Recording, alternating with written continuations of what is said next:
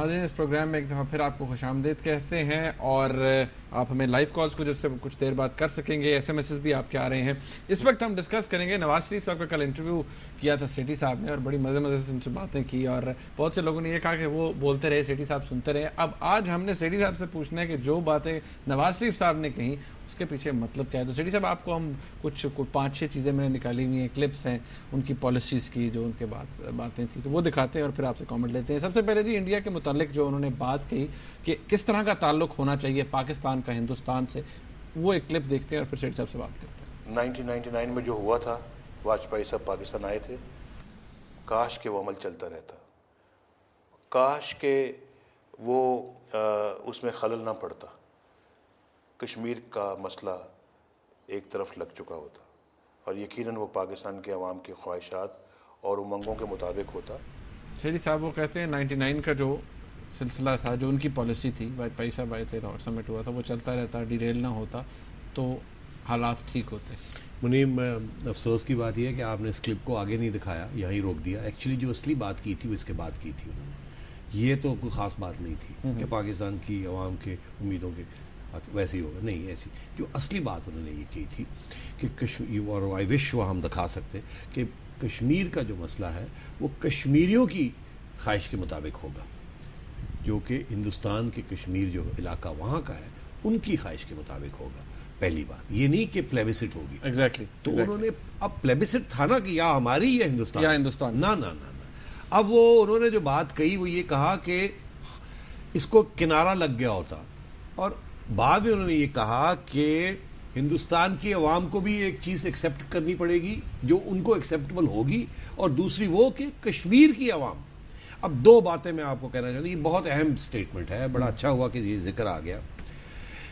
मुशर्रफ साहब जब आए तो मुशर्रफ साहब ने इस किस्म की सोच के खिलाफ कारगिल किया।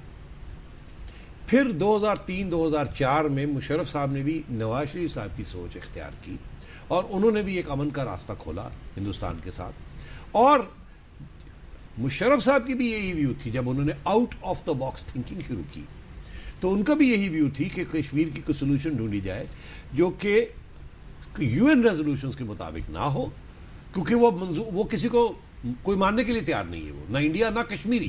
क्योंकि कश्मीरी अब ये कहते हैं हमें आज़ादी चाहिए, वो ना पाकिस्तान का हिस्सा बनना चाहते हैं ना हिंदुस्तान का हिस्सा रहना चाहते हैं। तो मुशर्रफ को भी ये मजबूरी ये एक्सेप्ट करना पड़ा कि कश्मीरी कुछ और चीज़ चाहते हैं। तो उन्होंने भी अपनी line out of the box thinking जो थी वो इसके मुताबिक टेलर की। यहाँ तक तो बात दिलचस्प रही कि eventually Musharraf also agreed with what मियाँ साहब वाज सेइंग। मगर लेटली जो सिचुएशन है ये तब्दील हो गई है, इसलिए मियाँ साहब का जो बयान है वो बहुत अहम है। आज की सिचुएशन ये है कि हमारे फॉरेन ऑफिस के जो सबसे ज़्यादा अहम स्पोक्समैन है शाह महमूद कुरैशी साहब, जो हमारे फॉरेन मिनिस्टर हैं, उन्होंने हिंदुस्तान में जाके 3 दिन पहले ये कहा है कि मुशर्रफ साहब जो बात कर रहे थे वो ऑफिशियल पॉलिसी नहीं थी, हम उसको मानते नहीं, वो उनकी एक ज़ाती कुछ ख्याल होंगे, हम नहीं मानते, हम नहीं जानते, हम तो वही रेजोल्यूशंस जो थी उसकी बात कर रहे हैं। तो हुआ ये कि 1999 में नवाज शरीफ साहब ने एक नई पॉलिसी की फाउंडेशन बनाई, जिसकी फाउंडेशन ये थी हिंदुस्तान के साथ अमन होगा। मुशर्रफ साहब ने उसको डिरेल किया। फिर मुशर्रफ साहब ने अपनी गलती का एहसास हुआ कि गलती हुई, फिर उन्होंने उसी लाइन को आगे किया। और आज पाकिस्तान की अफवाज और पाकिस्तान का फॉरेन ऑफिस जो कि फॉरेन पॉलिसी बना रहे हैं, हमारी हुकूमत का इसमें कोई रोल नहीं है, वो जो अंगूठा छाप है वो आज और उनकी ये पॉलिसी है कि नहीं, हिंदुस्तान के साथ अमन नहीं होगा, कश्मीर की सोल्यूशन उस तरीके से नहीं होगी जैसे मुशर्रफ साहब चाहते थे या नवाज शरीफ साहब चाहते थे। और जनरल कियानी ने बड़े वाज़े तौर पे ये कह दिया है कि हिंदुस्तान का जो इरादे हैं वो कभी अच्छे होते हैं कभी बुरे होते हैं, हम अब इरादों के ऊपर नहीं जाएंगे, हम उनकी कैपेसिटी के ऊपर जाएंगे कि उनकी कैपेबिलिटी क्या है। और उनकी जो कोल्ड वॉर स्टार्ट है वो सिर्फ मतलब है कि फौजें जो है बटन दबाएं और वो हमला कर सकती हैं पाकिस्तान के ऊपर। तो वो पाकिस्तान स्पेसिफिक है। उन्होंने सारी जो फलसफा था नवाज शरीफ साहब का और मुशर्रफ का, उसको 180 डिग्रीज खड़ा करके ओवरटर्न कर दिया। तो आज सूरत हाल ये, इसलिए नवाज शरीफ साहब का जो आज का बयान है ये बहुत अहम है और ये अनॉय भी कर सकता है, और ये बिल्कुल फौज में इस बात को पसंद नहीं किया गया। और मैं आपको अर्ज करूं, जरदारी साहब भी जब आए थे यहाँ हुकूमत में तो उन्होंने भी इसी बयान से शुरू किया था, इसी किस्म की सोच रखते थे, मगर फौज ने उनको अपनी सोच से तब्दील कर दिया। ये गलत बात है, ऐसे नहीं होगा, अब ऐसे होगा। अब इस वक्त वो जो अमन की आशा की जो बात है, फौज does not by that philosophy. और दूसरी ओर ये कि नवाज शरीफ साहब अगर इस सोच के साथ अगली दफा इलेक्शन जीतते हैं और आते हैं और चाहते हैं कि इस लाइन को टो किया जाए, तो शायद कामयाब नहीं हो सकता। नहीं, ये मैं देखिए, इतनी आप आगे जाने की जरूरत नहीं है। Civilian control over military is very important. Nawaz Sharif साहब ने और भी बहुत सी अहम बातें की थी, उसमें ये बात कही थी कि ये फॉरेन पॉलिसी जो है ये एजेंसियाँ नहीं बनाएंगी, ये हम बनाएंगे। तो अगर नवाज शरीफ साहब और हम सिविलियंस जो है फैसला कर लें कि जो भी है, हमने फौज की इनपुट ज़रूर लेनी है कि वो उनकी क्या राय है, क्या उनकी सोच है, मगर फाइनल फैसले जो हमें खुद करने चाहिए। ये आपने जो बात की साहब कि उन्होंने कहा, उन्होंने ख्वाहिश का इजहार किया कि ऐसा होना चाहिए, सिविल मिलिट्री रिलेशन ऐसे होने चाहिए। तो अब नवाज शरीफ साहब अगर पावर में आते हैं तो क्या फॉरेन पॉलिसी होगी? या वो भी फौज की फॉरेन पॉलिसी चलाएंगे या अपनी फॉरेन पॉलिसी चलाएंगे, या फौज उनकी फॉरेन पॉलिसी को डिरेल करेगी या ये फौज की फॉरेन पॉलिसी को डिरेल करेंगे? इसके बारे में अभी आप और मैं कुछ नहीं कह सकते। नवाज शरीफ साहब की सोच बड़ी क्लियर है। रेड्डी साहब, अफगानिस्तान के हवाले से नवाज शरीफ साहब ने क्या कहा, वो भी क्लिप देखते हैं, फिर उसके बारे में बात करते हैं। पाकिस्तान को ये ख्याल छोड़ देना चाहिए कि अफगानिस्तान में पाकिस्तान ने को गलबा रखना है। ना वो गलबा कबूल करेंगे और ना यहाँ गलबा रखने वाले जहन जो हैं वो इस पर इसरार करें। अफगानिस्तान का सबसे करीबी अगर कोई मुल्क है तो वो पाकिस्तान है, यानी एक एतबार से, और सदियों पुराना है ताल्लुक ये। हम उस ताल्लुक को कायम इसी तरह रख सकते हैं कि हमें वहाँ पे न्यूट्रल रहें और जो भी अफगान अवाम की जो ख्वाहिशात हैं उनके मुताबिक कोई गवर्नमेंट इलेक्ट होती है, हम उसके साथ रहें। रेड्डी साहब, नवाज शरीफ साहब कहते हैं कि हम न्यूट्रल रहें। नवाज शरीफ साहब बहुत इंपॉर्टेंट स्टेटमेंट है।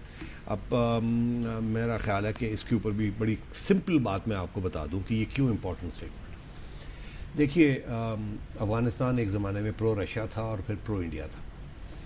फिर एक ज़माना आया जब सिविल वॉर हुई तो हमारा ख्याल था इसको हम प्रो पाकिस्तान बनाएंगे और हमने मुजाहिदीन को सपोर्ट किया। मुजाहिदीन एक दूसरे में लड़ना शुरू हो गए, सिविल वॉर हो गई, नॉर्थ साउथ का प्रॉब्लम बन गया, एथनिक प्रॉब्लम बन गया, Pathan Pashtun versus non Pashtun, Tajik Uzbek ऊपर, और वो सिविल वॉर जारी रही।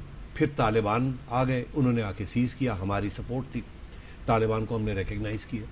वहाँ तक Taliban was suppose to be a friendly government, neutral नहीं थे वो फ्रेंडली थे। हम बड़े खुश थे। वी वो 3 मुल्कों ने सिर्फ रिकग्नाइज़ किया। नवाज शरीफ साहब की हुकूमत थी जब रिकग्निशन हुई 1997 में। 1995 में तालिबान बने, 1997 में काबुल को कैप्चर किया और ISI के कहने के ऊपर नवाज शरीफ साहब ने तालिबान की हुकूमत को रिकग्नाइज़ किया और वहाँ प्रिंस तुर्की के कहने के ऊपर सऊदी अरेबिया में रिकग्नाइज़ किया गया और UAE में रिकग्नाइज़। 3 लोगों ने रिकग्नाइज़ किया, बाकी किसी ने नहीं किया। उसके बाद क्या हुआ? 9/11 जब हुआ तो उस वक्त हम तालिबान हुकूमत को हम सपोर्ट कर रहे थे, तालिबान हुकूमत हमें सपोर्ट कर रही थी। उसके बाद फिर अमेरिकन आ गए, वहाँ अलकायदा को पनाह दी उन्होंने अटैक किया, अमेरिकन आ गए, काम ख़राब हो गया। अब हमारी पोजीशन क्या है? पहले हम ये कहते थे ये हमारी जंग नहीं है, तो अमेरिका की जंग है। अब पता चला ये हमारी जंग भी बन गई, बिकॉज पाकिस्तानी तालिबान बन गए और वो हमें अटैक कर रहे।